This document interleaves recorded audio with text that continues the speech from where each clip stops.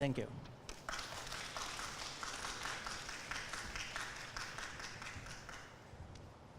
Thank you very much for that very generous and kind introduction. It's a real honor to be here, especially at this first event of the Research Institute. I want to congratulate everybody on the establishment of the new Research Institute. I think it's a very timely achievement. It goes, of course, according to the ethos of the university, which is diversity and innovation. Multilingualism has been the defining feature of Hong Kong society. The previous British government did not pay enough attention to deploy the real resource multilingualism offers to this society. I think there is increasing recognition of the importance of that for the long-term welfare of the nation as a whole. So it is really a wonderful achievement to set up the new Research Institute. Another aspect of the new institute I want to just make a brief comment is it's really clever for the colleagues to bring together the three strands or three departments within the school, Chinese, English, and education. I think the title of the institute, Bilingual, of course, stands for Chinese and English especially, but the learning and teaching aspect of it is real strengths, and there is so much potential to work together in an innovative and interdisciplinary way. Now, I haven't got a formal speech to read to you. It's very much a presentation, and it's way up there, so I can't quite see. I'm going to talk about a theoretical concept that's been floating around in the last 10 years or so. Is there anybody in this room who hasn't heard the term translanguaging?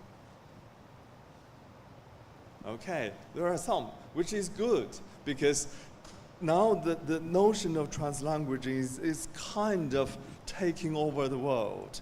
So there is the pedagogical use of the term translanguaging, which is really about the input-output in bilingual education and language learning, language-focused bilingual education. There is also, as Dr. Zhang very kindly mentioned, the project that we're doing, which isn't about education per se, but about translanguaging in everyday life. And I'll tell you a little bit more later on. We're working with lots of different partners, not just academic partners, but also non-academic partners, working on multilingual practices in sports, in the arts and heritage sector, in socio-legal sector, as well as business. Now, there are also other uses of the term translanguaging. So people are looking at sign bilingualism and translanguaging between signed and spoken languages. So deafness and deaf studies colleagues are using that notion extensively. And more recently, people are looking at translanguaging and linguistic landscape, which is a new area of applied linguistics research. There's a great deal of discussion about translanguaging. There is also translanguaging and visuality. It's really about visual art, going beyond language-focused disciplines. This is an article by a colleague in Hong Kong University here. And of course, translanguaging in music, and even transgender discourse.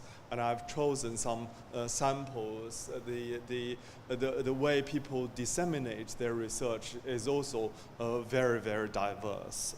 Some are not through the print media anymore. So, and of course, people are also arguing, some people are also arguing that translanguaging is very much a political and ideological act. So, as a linguist and as a language education researcher, I'm really specifically interested in the implications of translanguaging as a theoretical concept for language and linguistics, for language education, for linguistics research. So there is, for those of you who haven't heard the term translanguaging before, you probably have heard the term code switching, switching between codes. And this is one of the commonest questions I get asked at presentations. What's the difference between translanguaging and code switching? And people even show me examples. Is that translanguaging or is that code switching? Now, there is no easy answer to that. But I'm going to say something about the difference between the two terms, but also the implications of that. And also, I think it's important to clarify the added value. Why do we need a new term, or is it simply a new terminology?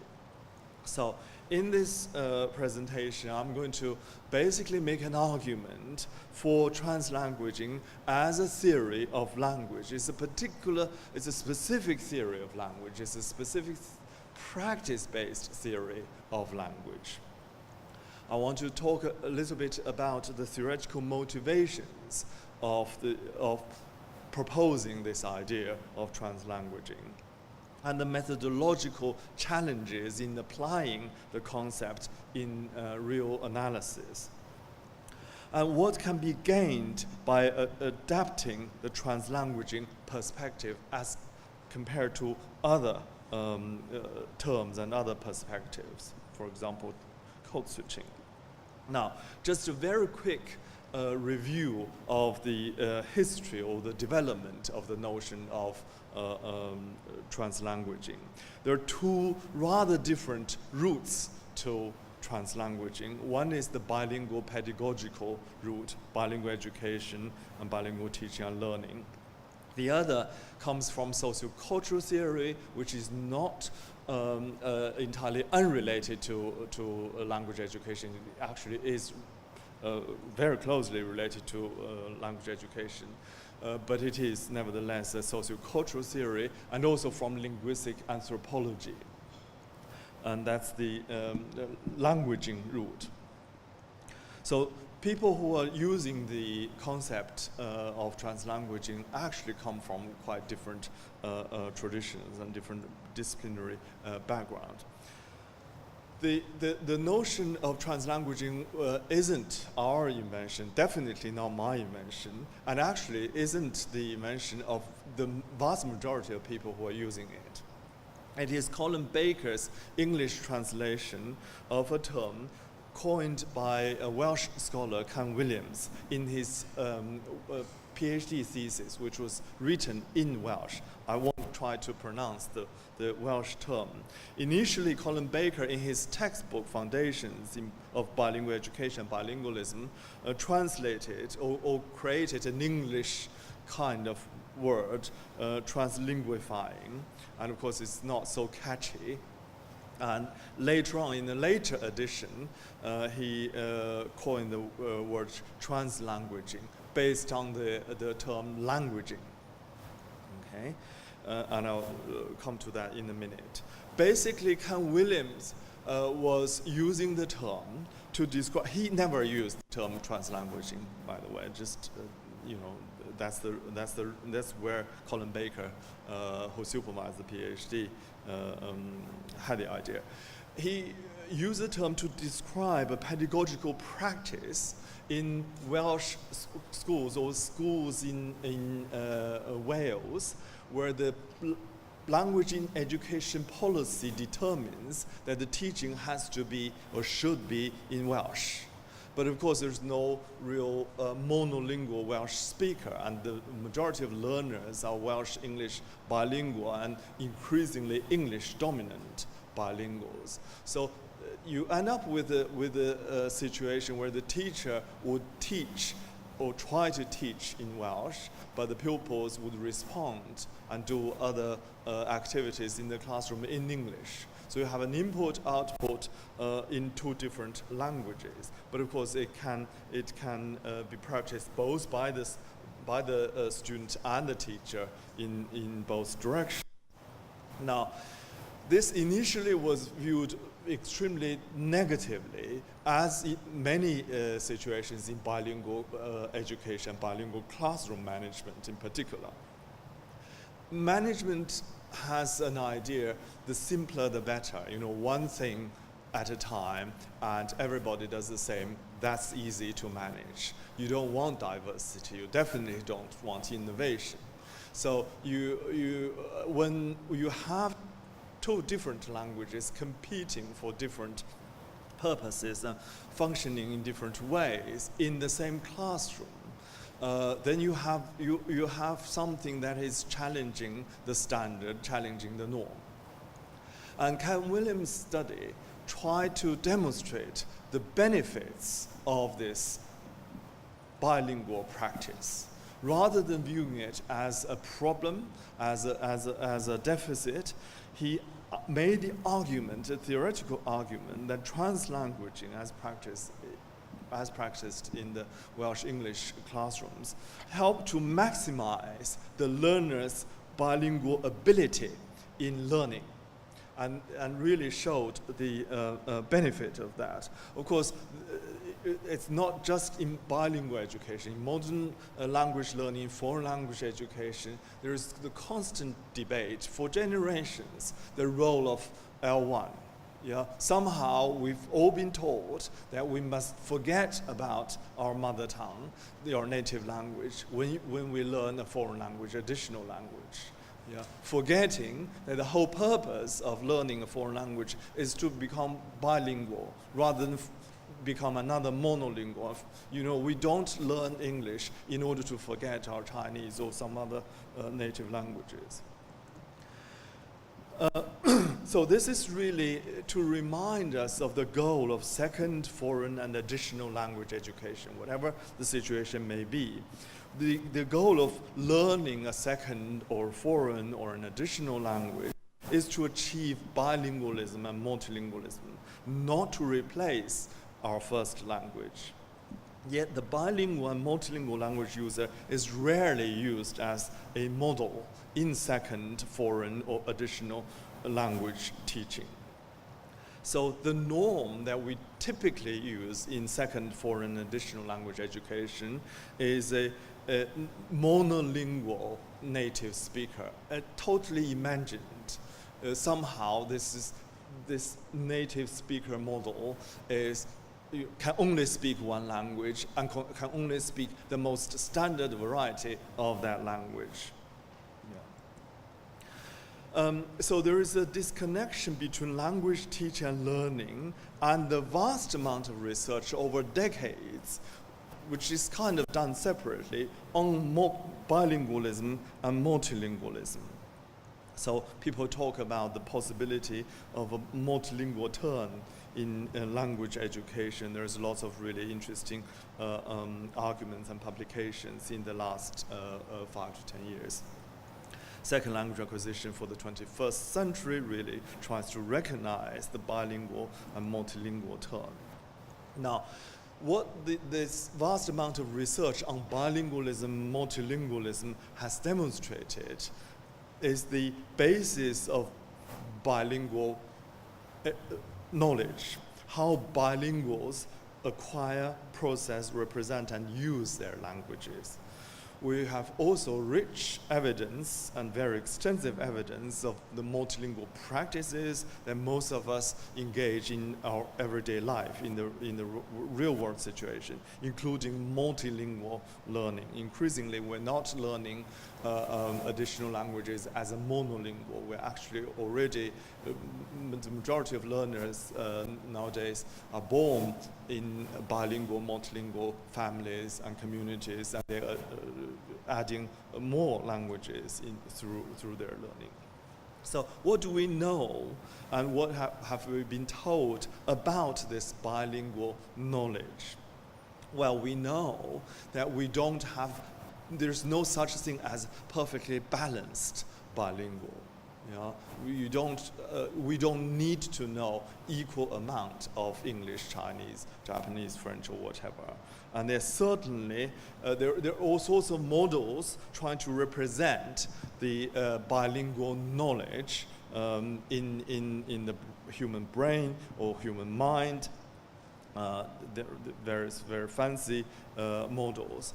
But the basic fact is the human brain that works for a monolingual, a bilingual, and multilingual is exactly the same.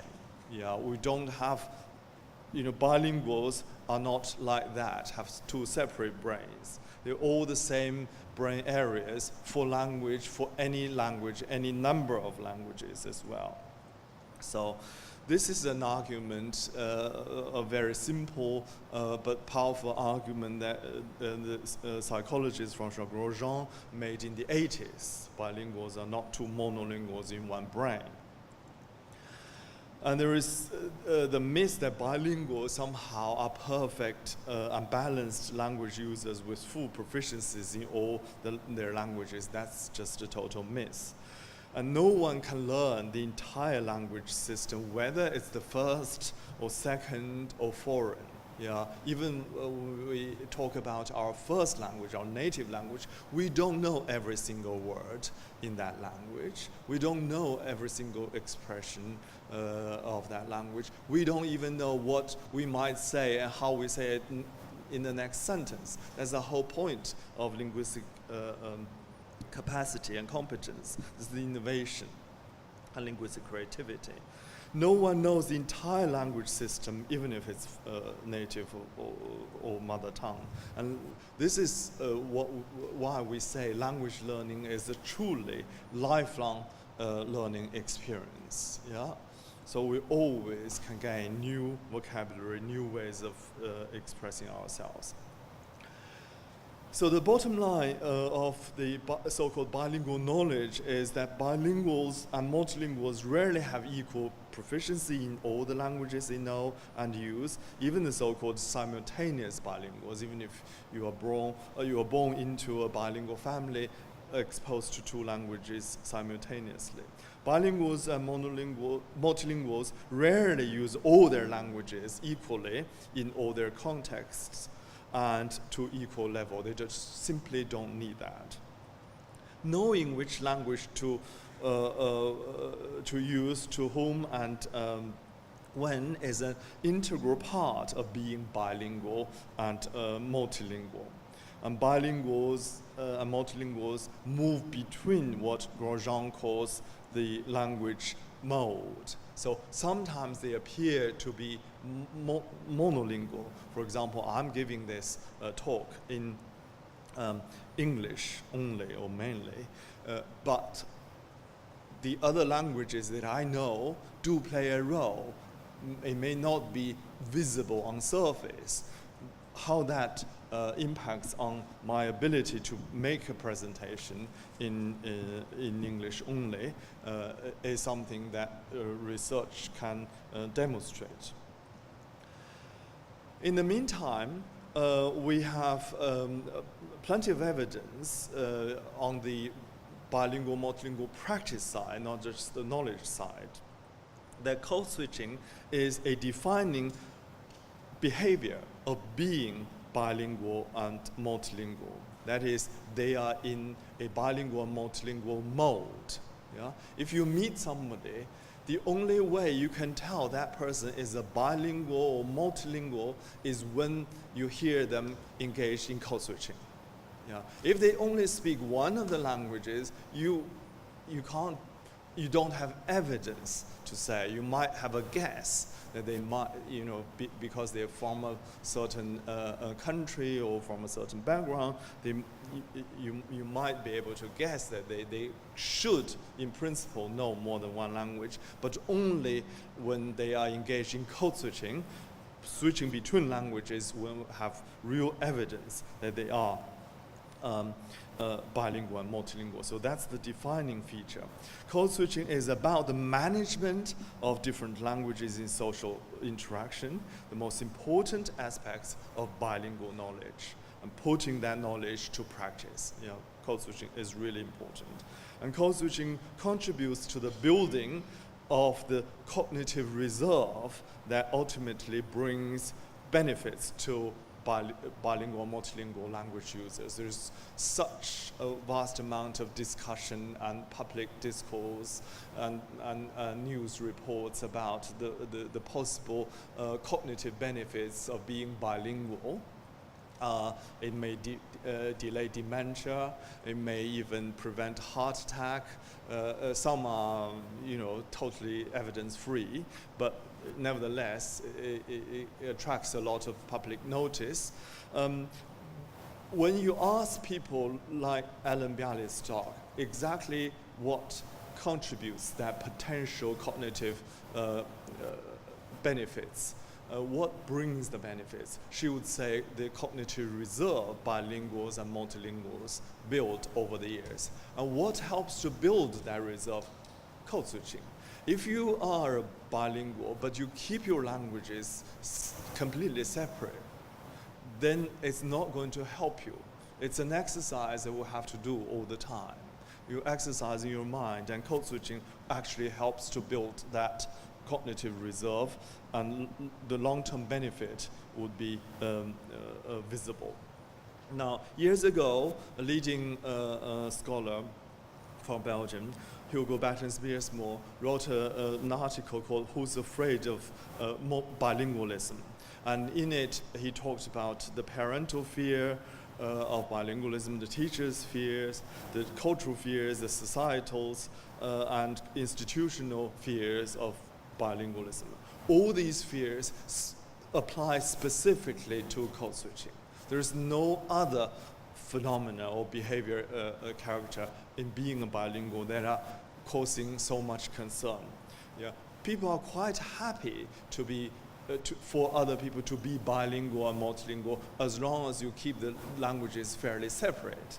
They really don't like the idea of mixing them together.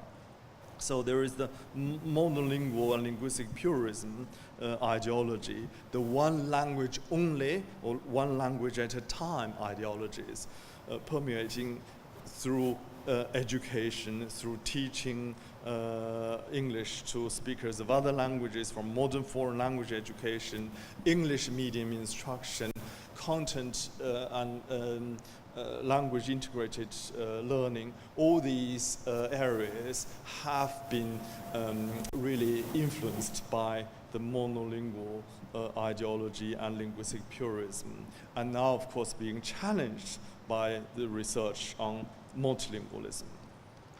So before looking at the added value of translanguaging over code switching, it's a rather different tradition from the concept of translanguaging. I want to look at the other source of the notion of translanguaging. That is the sociocultural theory. So far, I've just been talking about the education and bilingual pedagogical origin of the term translanguaging. Now, there has been a psycholinguistic notion of languaging for some time. It refers to the process of using language to gain knowledge, to make sense, to articulate one's thought, and to communicate about using language. So it's a kind of meta-linguistic commentary or meta-languaging. Now, we do languaging all the time. For example, when we hear somebody saying something in a very interesting way, we kind of slightly pause and say, that's a really interesting way of saying it. And we also learn about new ways of expressing ideas through that kind of noticing. And this, again, has been researched for decades by psychologists, by linguists, and by education specialists. So making metalinguistic commentary which psychologists or psycholinguists call languaging, is a common feature in everyday language use. It's not specific, nothing about bilingual or multilingual. So the languaging tradition wasn't really concerned with bilinguals or multilinguals. It was concerned to some extent with language learning, but it's really not from the bilingualism tradition.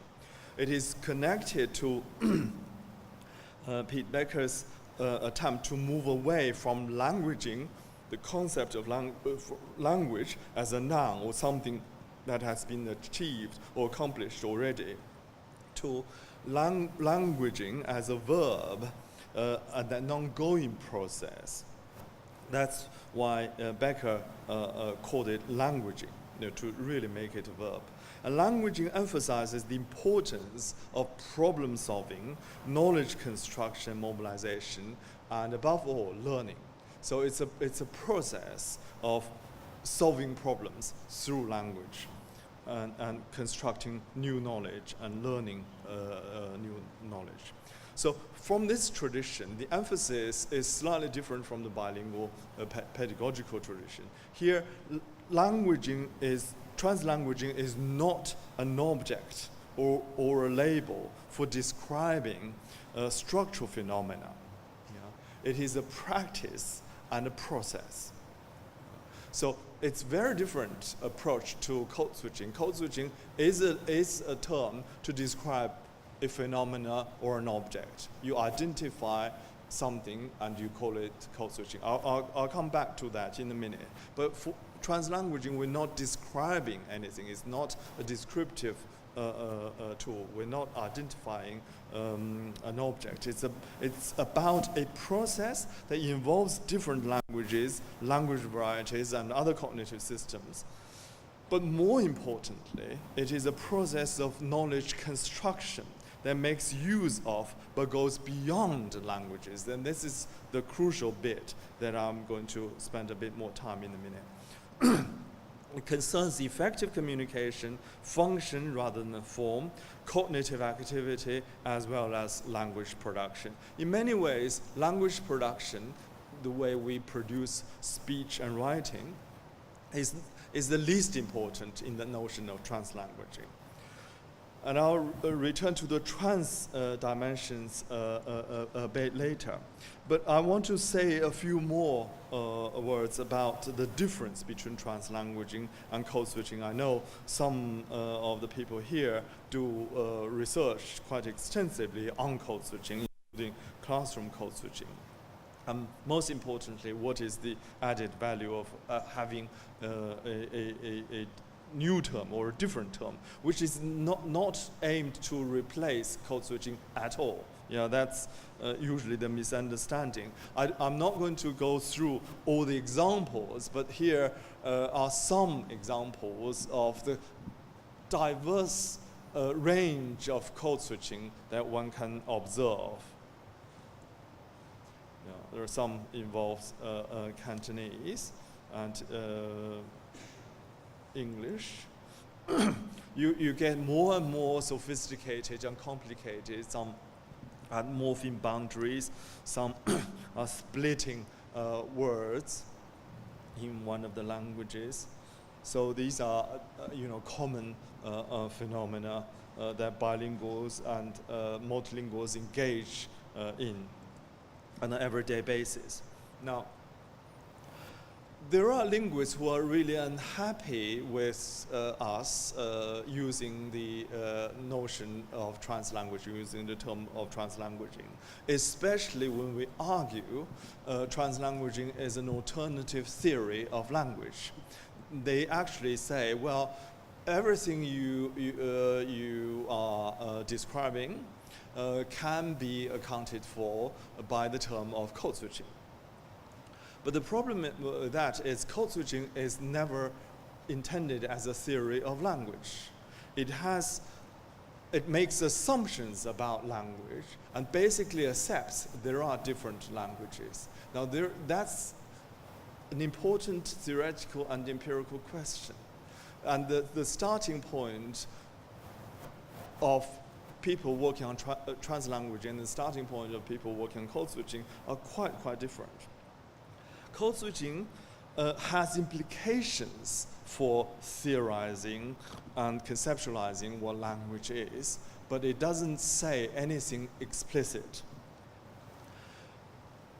The assumptions code switching makes about language basically starts with the point that you have to accept the existence of different languages as discrete structural entities or grammars.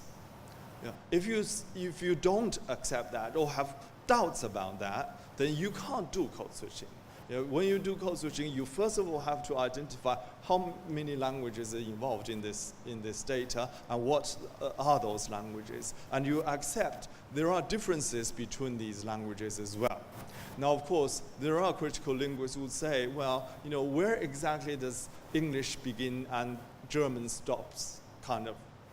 And there's lots of jokes. When you just change some letters, it looks just like the same language, really. The identification of different languages is the very first step of doing code switching analysis.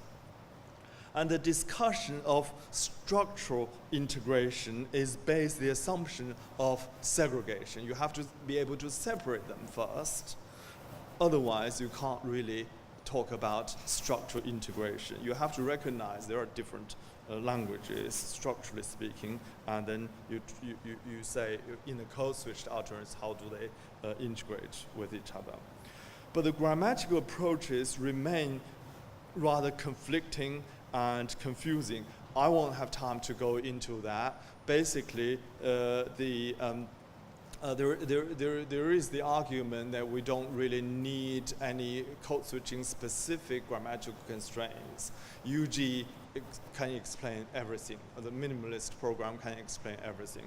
But the minimalist program, especially UG, is about universal grammar. It's not about natural languages. It's not about specific languages. The grammar is, the whole argument of it is the grammar is universal. It applies to all languages, but it can't apply to individual languages because it's innate and all the rest of it. So there is a bit of a logical muddle. So UG which is meant to be for I language, quite often is employed to explain E languages in code switching research. That said, I'm not of the view that there is no such thing as different languages. There are, of course, critical sociolinguists especially who really argue the other extreme. And also, I'm of the view that the concept of code switching has a place in research, especially in psycholinguistic and neurolinguistic research, where control, separation are quite important issues. And I also continue to use it in my own work with psychologists, especially the current work on the cognitive control process model for code switching. And it is possible that it's also useful as a concept in other disciplines. And there are people using the notion of code switching in music, in management, in gender and sexuality studies, and also in general communication. There is a kind of self-help book called Code Switching. It's really about kind of gender and power, which has nothing to do with linguistic code switching. And here is the list of recent work and still ongoing work that I do, which is very specifically about code switching. It's not about translanguaging, so I'm not totally against code switching. I continue to use it. But the added value in terms of having a different term, translanguaging. Well, we really want to introduce a paradigm shift, as it were, to move away from the traditional focus on structural constraints and separation of language and linguistic structures to a more integrated and integrational approach to bilingual speech and bilingual multilingual practices. And we also want to go beyond the narrow conceptualization of what language is. These are the crucial objectives of introducing the notion of translanguaging. So we're not so concerned about separating and identifying which language exactly is one using right now in the bilingual interaction. But of course, we know that in standard research paradigm, especially in psycholinguistics, the ability to separate languages by bilinguals is used as a benchmark of their linguistic competence. And we see that as a bit of a problem. It may be a practical methodological problem, that is, we haven't been able to design tasks in the lab to get bilinguals to create new structures in an integrated way. Nevertheless, it's a bit of a problem. So for those of us who use translanguaging, the identity and identification of languages, different languages, is only relevant when the user deliberately manipulates them. Yeah? So it's a very different approach to code switching. Code switching starts by identifying them. We basically say, well, the bilinguals and multilinguals, when they're speaking or listening, they're not thinking which language am I speaking or thinking or producing or hearing right now or in this chunk. And next sentence, which language should I use? We don't think that way. We just think multilingually. Yeah? But there are occasions when it is relevant because you do a bit of a conversational repair or repeat something in a different language. When you hit a problematic spot that somehow what you have said just now hasn't quite come through to the other speaker. Now that's when you manipulate the boundaries between languages, so we are fully aware of the existence of different languages. It's not that we are not aware of that, we just don't think in one language only kind of way.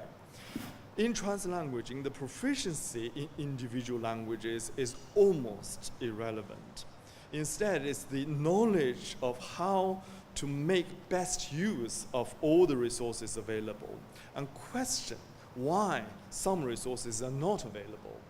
Yeah, those are very different questions from code switching research. And that's why, you know, when I get a bit annoyed by repeated questioning of what's the difference between code switching and translanguaging, I say there's no relation. They're quite different. The starting points are very different. Nevertheless, they are connected, of course. So translanguaging is simply not simply a process of going between languages. Code switching is about between linguistic structures. But beyond language, it's the transcending. It's not the transfer or transference that we're talking about. It's the transcending. The trans bit needs to be understood in a different way. It challenges the conventional understanding of language boundaries. Yeah. With its emphasis on meaning making and knowledge construction, it also challenges the boundaries between language and other cognitive systems as separately encapsulated systems or modules. And this is the modularity of mind hypothesis. There is no other theoretical hypothesis that is more fundamental and crucial to modern linguistics. If we can say something about the modularity of mind hypothesis, those people who believe in it don't call it a hypothesis, but it really is a hypothesis, then we have something to say about modern linguistics. So in a fairly recent article published last year, which is rather controversial, received a lot of attention and responses from all sorts of quarters. Ortegi, Garcia, and Reed talked about idiolects. Now, idiolects has been there for generations in linguistics. That's where linguistics began. Basically, a person's linguistic repertoire as produced by an individual. It's a unique personal language a person produces, but it has a mental grammar. It emerges from interaction with other speakers and enables that person's usage of language. An idiolect is a structured list of lexical and grammatical features, and you can do serious linguistic analysis. But it is also a knowledge of the social conventions of using these features. Ricardo Ortegi is from the Colombian School of Functional Linguistics, which isn't so influential in North America anymore, but nevertheless it's got a very distinguished tradition looking at languages as a functional unit. And they're talking about bilinguals. Idiolect would consist of lexical and grammatical features from different socially and politically defined languages, just as a monolingual's idiolect would consist of lexical and grammatical features from regional and social class-wise and stylistically differentiated varieties of the same language. So when we say we know Chinese, we're all Chinese speakers, we are aware of the dialectal differences, the social style differences, social economic class differences as well, the formal, the informal varieties. And a bilingual's idiolect would consist of these varieties, but from different socially and politically defined languages. And languages are, after all, socially, politically defined constructs. Translanguaging means using one's idiolect, one's entire linguistic repertoire, transcending the socially and politically defined language labels or boundaries. And it has some, it is connected. Ultimately, the whole enterprise of translanguaging, it really is an enormous enterprise now. Ultimately, it aims to question, not necessarily challenging just yet, but raise some questions about two rather fundamental issues in modern linguistics and linguistic theory. One is about language evolution. Where did these named languages come from? Yeah? We kind of know English was kind of used by the Anglo-Saxons invading England fairly recently in 450 AD. But they were speaking Germanic dialects or varieties or languages. Now those languages only became English because the first word, English, only appeared around 800 AD. So there is currently a whole debate about the term indigenous versus immigrant languages. In some sense, all languages are immigrant languages. There's no such thing as purely indigenous language. It just doesn't make much sense. But fundamentally, we are raising questions about the human mind and the human brain. Do we speak in specific named languages? This is not challenging the Chomskyan theory of language at all. In many ways, it is providing an alternative theoretical argument for that kind of universal approach, although there are also issues that we don't quite agree on. But we don't think when we are speaking either as a monolingual or a multilingual, we are thinking which language we need to be using first. That's not the priority for us. We don't think that way. Related to that, although rather different, is the modularity of mind hypothesis. So we are asking a number of questions. Is language a separate and discrete module in the human mind in relation to other cognitive systems such as memory, attention, emotion, etc.? Of course, when Fodor et al. Promoted the idea of modularity of mind, they made it very clear language is a separate module. It's completely different from memory, attention, and emotion. And you can kind of see the misuse of that hypothesis in practice. In foreign language learning, we try to get away from memory. Anything to do with rote learning is wrong, is negative. It's kind of strange, and you don't kind of pay much attention to emotional aspects or the affective aspects of language learning. But of course, things are changing. There is a huge amount of interest in foreign language learning and emotion. Now, we're also asking if the human mind does not divide different languages or between language and other cognitive systems, should bilingualism, multilingualism research be focused on how the language users use multiple linguistic and cognitive resources in combination or in orchestration in social interaction, rather than which and how many languages they use and they know and use? What role do sense and modality play in the processes of language learning and language use? I want to just hurry up a bit. So this is the kind of modularity of mind hypothesis. Somehow these modules are all separated.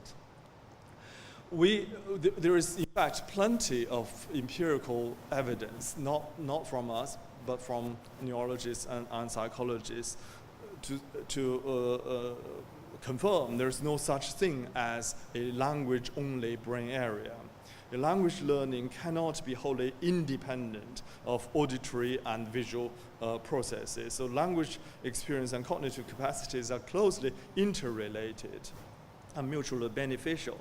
So language is a multisensory and multimodal semiotic system interconnected with each other with other identifiable but inseparable cognitive systems. So the way we process color, the way we process number involves language, but it also involves memory, attention, lots of other things. Yeah? What we're doing right now is a multimodal, semiotic communication experience. It's not just language, and it's certainly not just speech and writing.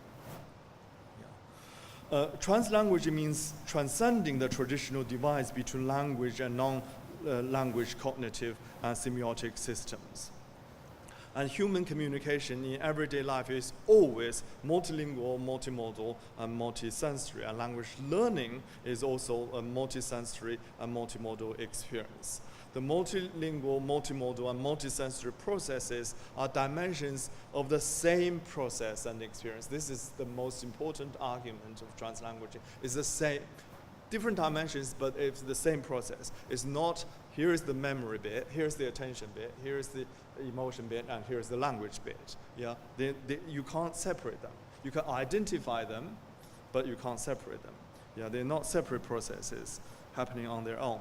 But this is kind of, again, not our own invention, as it were. It follows a trend of linguistic research. There is a whole line of argument from the language instinct idea to interactional instinct idea. Where does language instinct come from? How do we trigger that? You know, in order to become a social animal, the interaction with other people, the desire, the drive to interact with other people is the most important instinct so you have the interactional instinct idea. There are 2 books on that with the same title, and that has been argued is at the root of human sociality.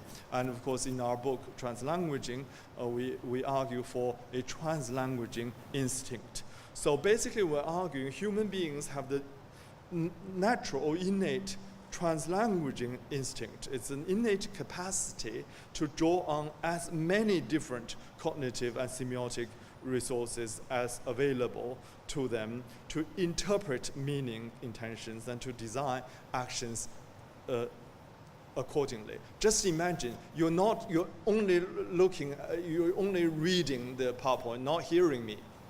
Or if there's no color or no, I'm just standing here without any gesture. Your way of interpreting that meaning intention would be very restricted. We just don't do that. We try to draw as many different cognitive and semiotic resources as possible, and that is our innate capacity to do that together in orchestration. And that drives human beings to go beyond narrowly defined linguistic cues and transcend, again, transbit means transcend, the culturally defined language boundaries to achieve effective communication. So this is all linked in with Wei Cook's idea of multi-competence, but also Claire Cram's idea of symbolic competence. So here is a sign. Some people may have seen it because I just noticed it on the street in a little town, Zhongli, in Taiwan, one of those mornings. And here is a highly multilingual sign. When I noticed it, and I took a picture of it because it violates all the grammatical rules of code switching. In the code switching literature, we were told that you can't switch the be verb or apostrophe as the possessive marker or any of the functional system morphemes. So this person, whoever created this, clearly knows the rules to violate. So you have a Japanese possessive marker, and you have the English is. These are the words in code switching you're not supposed to switch. But of course, the key head noun in this thing, in this structure, is represented by a picture. Yeah? But of course, what it brings is not simply multilingual and multimodal. There's multilingual and multimodal, multisemiotic as well. But the cultural history of Taiwan is here as well. We know for a fact it was once a Japanese colony, and Japanese, of course, is still present in the public domain. Yeah, but there is deeper, and for those of you who knows the reading of Japanese, I think the word 水果 in Chinese, there is at least one reading of it, which sounds very much like 西瓜, 西瓜. So it's really complicated design of it. And lo and behold, a student of mine, this is kind of written in the shop. That was on a blackboard outside. This was in the shop. So there is still the same today's. It doesn't have the fruit bit, but there is the cut bit is really interesting. There are repeated cuts in English. Is it the cut price or is it the cut pineapple? It's not the whole pineapple they're selling. It's the cut pineapple. But it is actually both. So there are lots of readings. I don't have time to go into it. But you can see these simple signs requires multilingual, multi-sensory, and multimodal readings. And only through the coordination and orchestration of these cues can we understand. I mean, this is from our current project, social media kind of interaction, digital interchange. This is Polish, English, but lots of pictures. And this is very typical of current day digital communication. We don't really go by with words only. I'm just going to go quickly. So basically, translanguaging emphasizes the interconnectedness between the traditionally and conventionally understood languages and other human communication systems. The trans prefix emphasizes the fluid practices that go beyond socially constructed language systems. That's the first trans bit. And the second trans bit is the transformative capacity of translanguaging practices, not only for the language systems, but also for the individual's cognitive and social structures. And the third trans dimension is the consequence of reconceptualizing, rethinking language and language learning and language use for linguistics, psychology, sociology, and education altogether. So lots of these ideas are in our new book, Linguistic Multi-Competence. As I said earlier, bilinguals and multilinguals are aware of the existence of the boundaries, and they can strategically employ the boundaries or manipulate the boundaries. So the boundaries are equally important. And by having language in the term translanguaging, we highlight the grammaticality and systematic nature of communication with multiple semiotic resources as well. There are some examples that I could give from our current project, but I just don't have the time. We're mainly working with the Polish and Eastern European speakers. There is an example, again, I won't have time to show you, where they really mark out the language boundaries because they want to show this is a Polish shop. You're not here to speak Russian, even though the shop owner was very clear. You're not supposed. You can speak English and Polish here, but you're not supposed to speak other Eastern European languages. Although both of them, is a couple running this shop, know several different Eastern European languages, because she actually addresses some people when they come in Russian and Czech. But then, from then on, she actually teaches them how to speak Polish, marking the boundaries. The concept of translanguaging space is associated with the whole concept of translanguaging.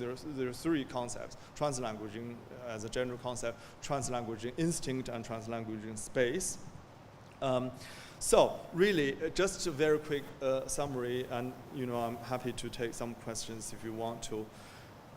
The key argument we're trying to make here is language users make full use of their multilingual and multimodal resources, however truncated or mobile they may be. They use them creatively to push boundaries. In doing so, they not only show their language awareness in the structural and cognitive sense, but also their political, social, and cultural sense and sensitivities. So through translanguaging, their knowledge of the world, relationships with others, and their own subjectivities are transformed, and the transformative nature of it. So we're seeing a paradigm shift from researching translanguaging as a phenomena to translanguaging research. Take it as a completely different research perspective. And this perspective aims to reconceptualize language as a multilingual, multimodal, multisensory system of meaning-making resources.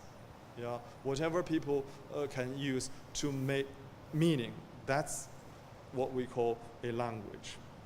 And it transcends the conventional boundaries between languages and between language and other cognitive and semiotic systems. That's a crucial challenge we want to present to the whole modularity of mind hypothesis. It also highlights the individual's potential for creativity and criticality, and transforms our way of thinking and the divides between multilingualism, multiculturalism, multicompetence. These have traditionally been researched by people from different disciplinary backgrounds, but we really want to bring these together. Thank you very much.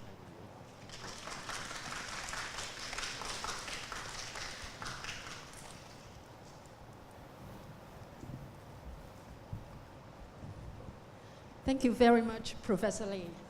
Do you have any question for Professor Li?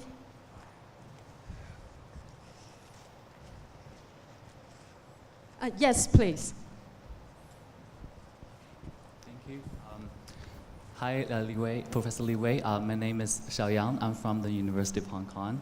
We met earlier this September in Spain a conference of second language acquisition. I'm happy to see you here again in Hong Kong. Yes. So my question relates to my own research. So I'm doing cross-linguistic influence and multilingual language acquisition. Mm-hmm. So there's a theory called DST, Dynamic System Theory. Yes. And that DST claims that multilingual language system is ongoing, is a constant changing process which involves a set of interconnected variables, and these variables can also be social factors, it can be cognitive factors. And your presentation actually keeps reminding me of DST. So my question is that, is there a connection between DST and translanguaging? And also, if yes, what is the difference between the two?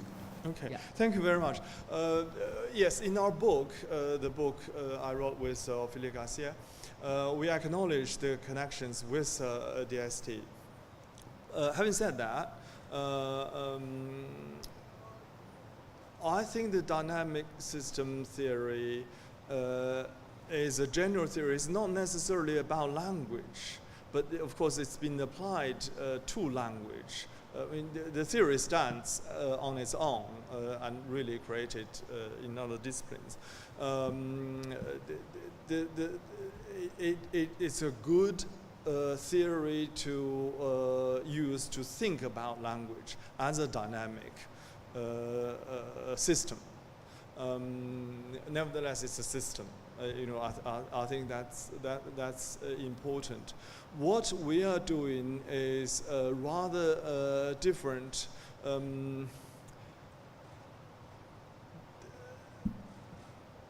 DST, this is my limited understanding, has a goal of addressing something in language learning, especially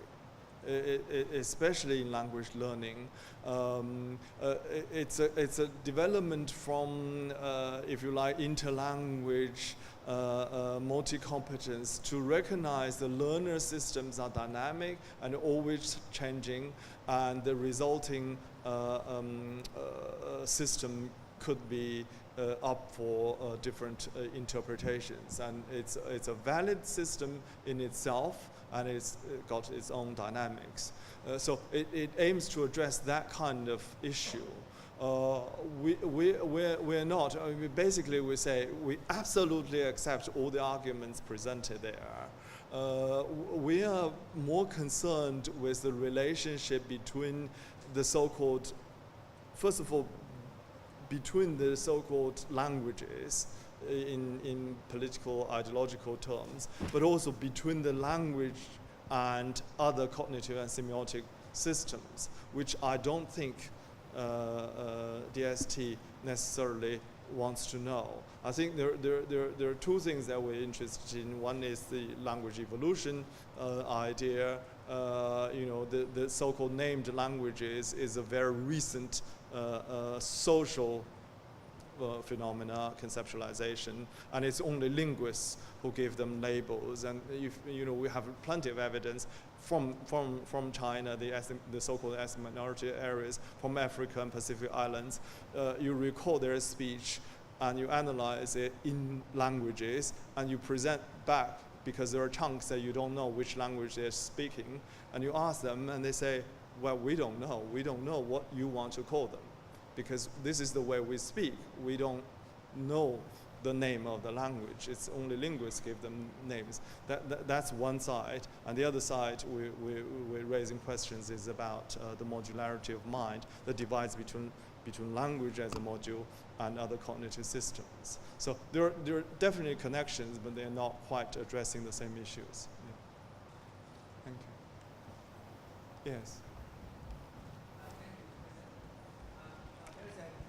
There's an ongoing debate in Hong Kong whether to use Putonghua to teach Chinese. Now, purely from a language learning point of view, Now, bearing in mind the difference between the spoken Putonghua and the written Chinese is much less than the difference between the spoken Cantonese and the written Chinese. So, from this angle, wouldn't using Putonghua to teach Chinese would be better than using Cantonese to teach Chinese? Well, thank you for raising that. It's a very difficult and sensitive question. I think as a linguist, my interest here is really the role of L1 in knowledge construction, whether you're learning a foreign language or not.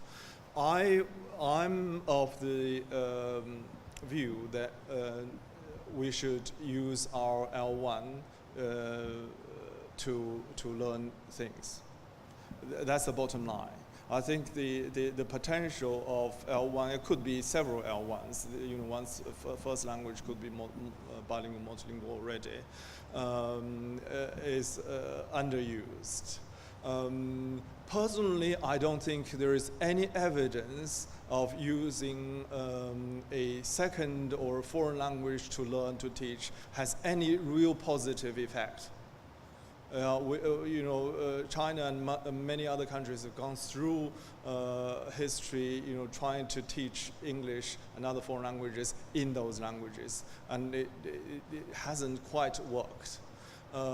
Now, the argument that somehow spoken Mandarin is closer to the written form of Putonghua, that's neither here nor there. I mean, okay, if you are trying to teach the written form of Putonghua, of course it is. I mean, that's the written form of the spoken form. But I don't think that necessarily has a role in deciding education policy. I think the policy question there is whether we should allow the learners to use their first language. And it is a major policy question and a political question, ideological question as well. And it is a theoretical question. I mean, there is huge amount of debate in Africa, whether we should allow, I mean, that's why it's a political thing. There should allow learners to use whatever their L1 may be to learn. And I think, not necessarily going too far the other way, but there is an ethical dimension to it. I think education has come a long way to a point where we must accept the learners' L1s, and that's the only ethical way. We can't impose on things. Whether there has any positive or negative impact on the learning process, we don't know. I think if we accept the moral and ethical argument that we should allow learners to use whatever their L1 is in learning, then I think we need to find solutions to any problems that decision may cause.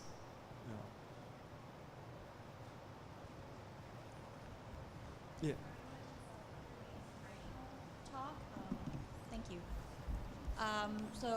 And I totally agree with you about the ethical and moral issues about L1. And it was not just about teaching Chinese language in Hong Kong. I think it was also about English language teaching as well.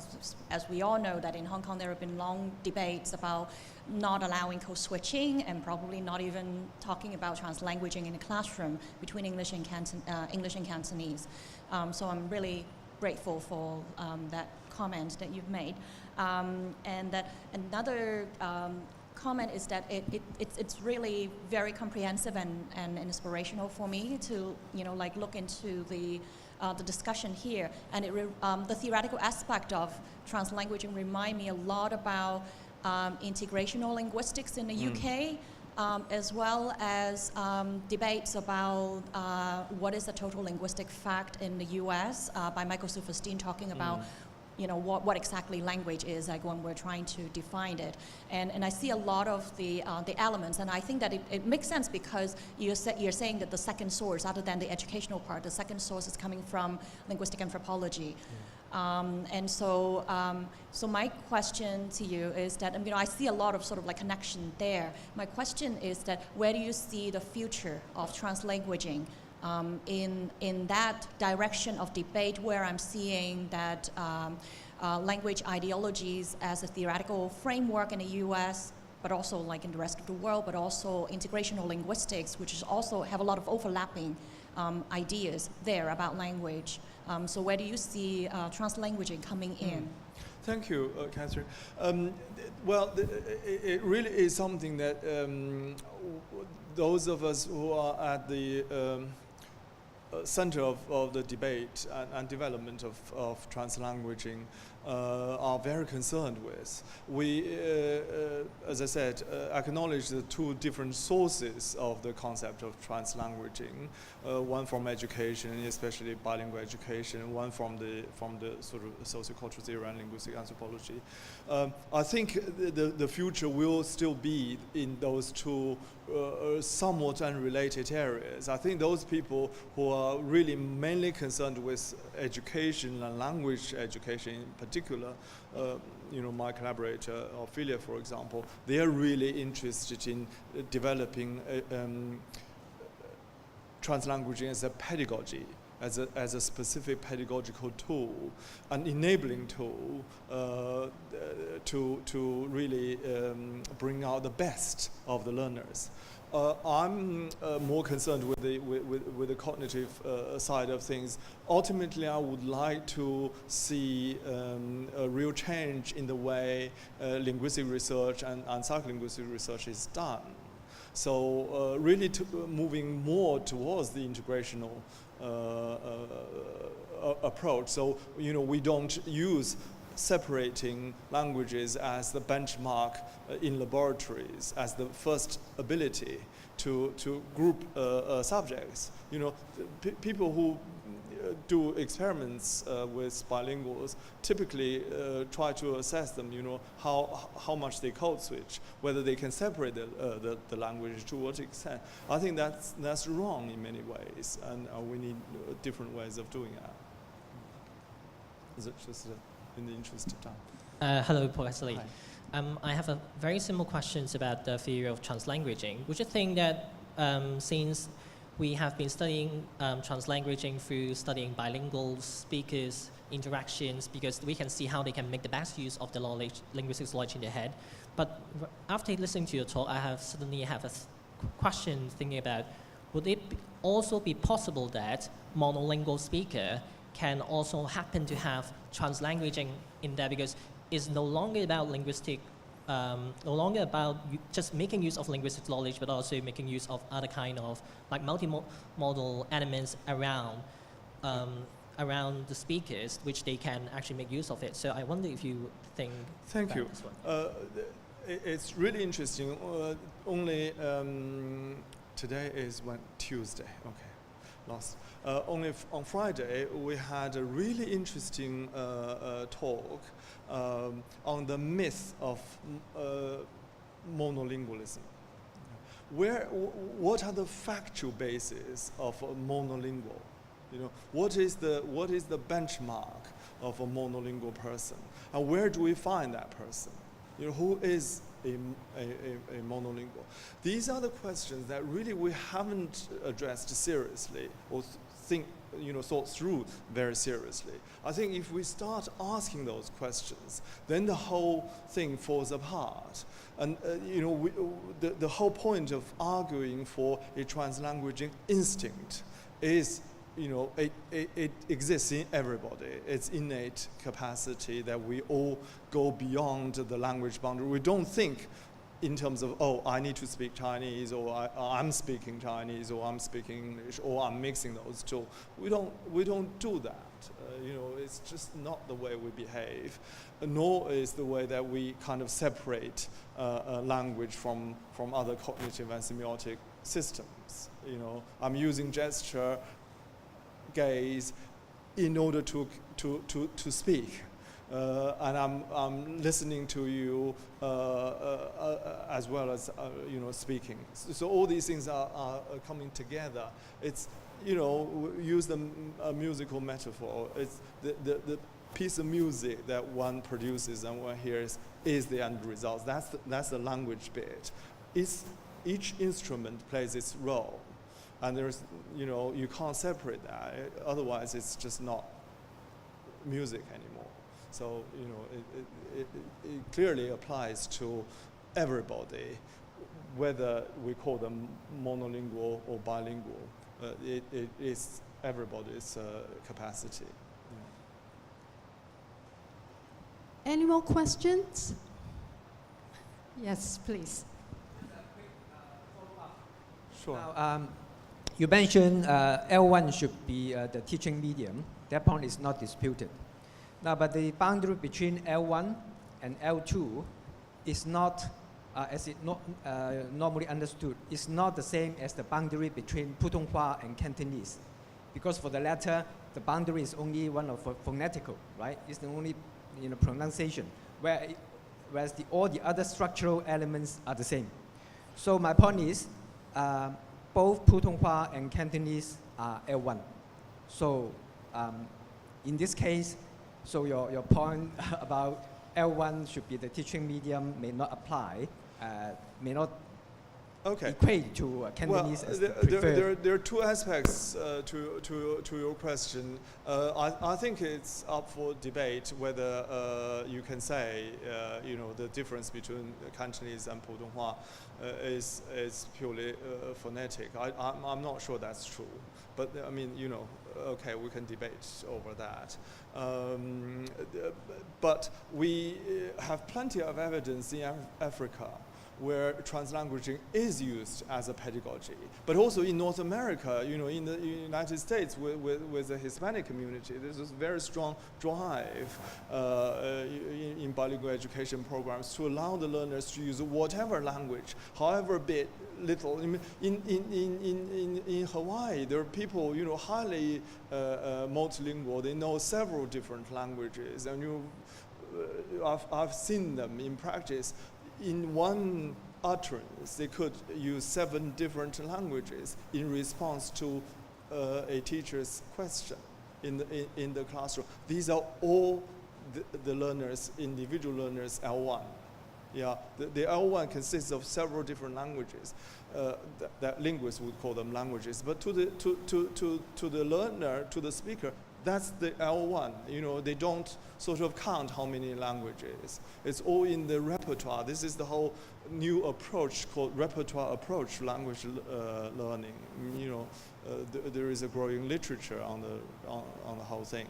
So you know, it usually in these post-colonial contexts is the teacher who is the least multilingual in the context. The learners are, you know, much more diverse and multilingual than the teacher. So then you will have to reflect what is the role of the teacher, what is the best teacher capacity to orchestrate such a dynamic and multilingual environment. And there's some really interesting and exciting research on it, where you know, the teacher would allow the pupils to use whatever languages. In Africa, you know, typically more than 10 languages in one class. The whole point about, you know, Fishman talked about it in the 70s. Bilingual education is about education, and education is about knowledge construction. It's not about, you know, trying to teach a bit of that language. It's ultimately about, you know, how you best construct your knowledge. Any more questions? Yes, please. Thank you, Professor. I'm interested in your view. the point that you view translanguaging from a multimodal perspective, and also the image text interaction in your cited examples. Would you mind elaborating on the image text relations from the psycholinguistic or neurolinguistic perspectives? How the image text interaction evidence of work or process in the human brain? Sorry, your last bit, can you repeat that? Could you explain how the image text interaction evidence in the human brain? You want evidence? Or how it works, how the image text interaction interact sorry, in the human brain? What's interaction? From a multimodal perspective. Multimodal perspective. Well, there are lots of people specifically working on the multimodal processing, and it started with deaf studies, and we're all influenced significantly by our own working environment. I'm in the research institute where social semiotics and multimodality is big. Everybody is talking. Gunter Kress' office is just opposite mine. So, you can't avoid talking about multimodality. That's a big thing, even though there are only 3 of them. On the other hand, I'm also part of the Deafness, Language and Cognition Centre, where communication is not through conventional speech as we know it. It's a signed language. And it's really interesting how they make meaning and process information through other channels. And we are conducting a big project on touch as a key communication means, and how it integrates with conventional speech and writing. So there is just plenty of evidence that you can't separate the human brain in that way. It's, from the basic fact, there is no neural network that is processing language only and not signs or not sound or not color. They're all the same area. That's the basic facts. But it's just the way people conduct research so far hasn't been focused on how people coordinate these different cues. There is now, we have a human multimodal interaction research center, mainly by neurologists and psychologists, really looking at controlling one aspect of your cognitive system, how then deprived you are, you're struggling to interpret messages. If you, as I say, if you block out the sound or color or smell, then it's very hard to process that information. Okay, thank you.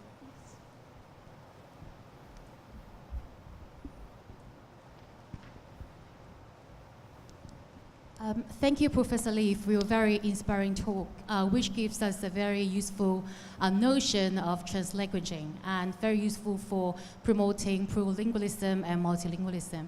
And just now you also remind us of the danger of perpetuating monolingualism through EMI and also content language integrated learning. So I would like to ask a question about that, because recently there has been a lot of research attention on how to use translanguaging as a bridging pedagogy in EMI or content language integrated learning or language across the curriculum. And actually, without EMI or LAC or CLIO, sometimes students could not have access to the elite and more powerful code, currently more powerful code of language of English. So do you think that on the other side of the coin, could we say that actually CLIO and EMI, if we use it properly, is also useful for promoting multilingualism? Thank you. Okay, that's a really interesting way of asking the question. I think, I mean, the debate is ongoing, as you say. The two areas, CLIL and EMI, have very different ideologies.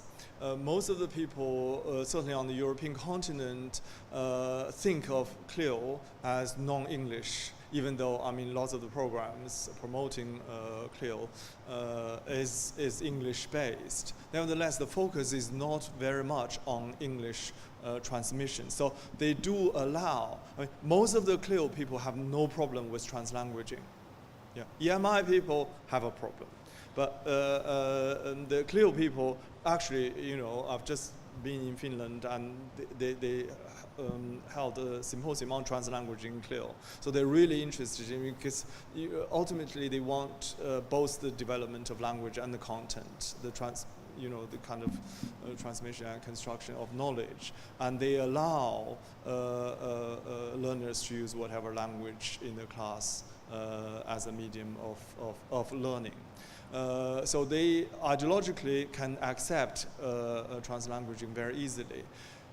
EMI, of course, is very different because the whole thing is driven by, you know, teaching English and constructing knowledge, transmitting knowledge through English as the key medium. I think they find it quite hard to accept translanguaging.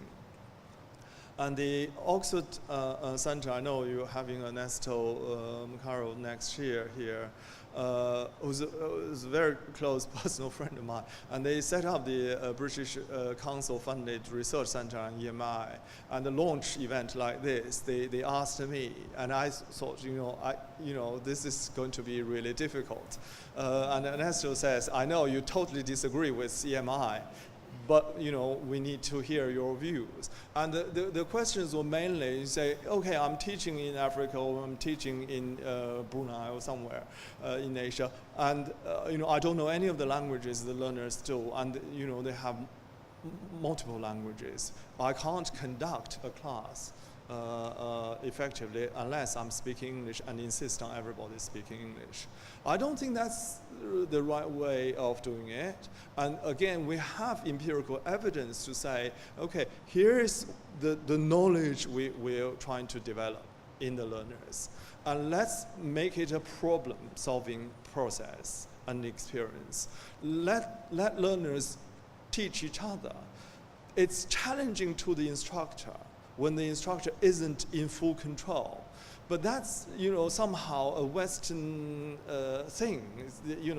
The teacher is the possessor of all the information and knowledge and needs to be in control of everything. It's, in lots of cultural traditions, that wasn't the way teaching is supposed to be done.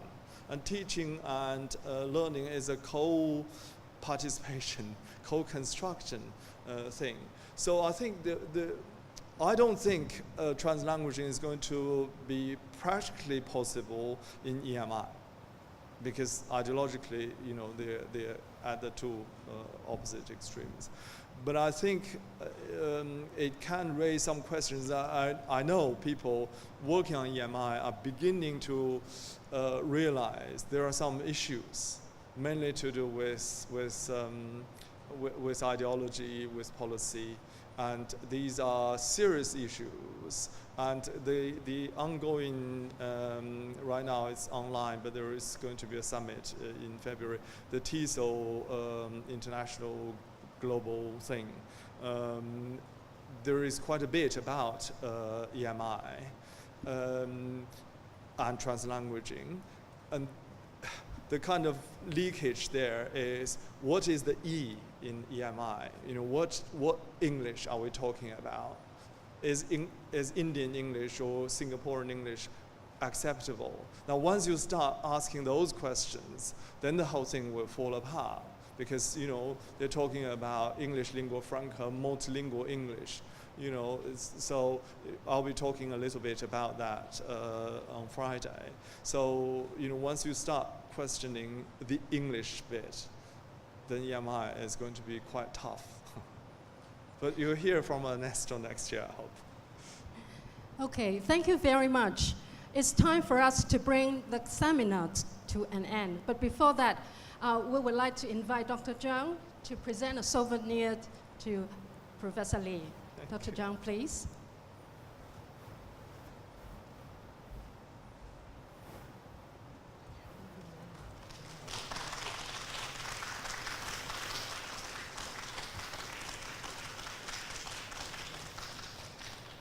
Thank you very much, Professor Li. Thank you very much, Dr. Zhang.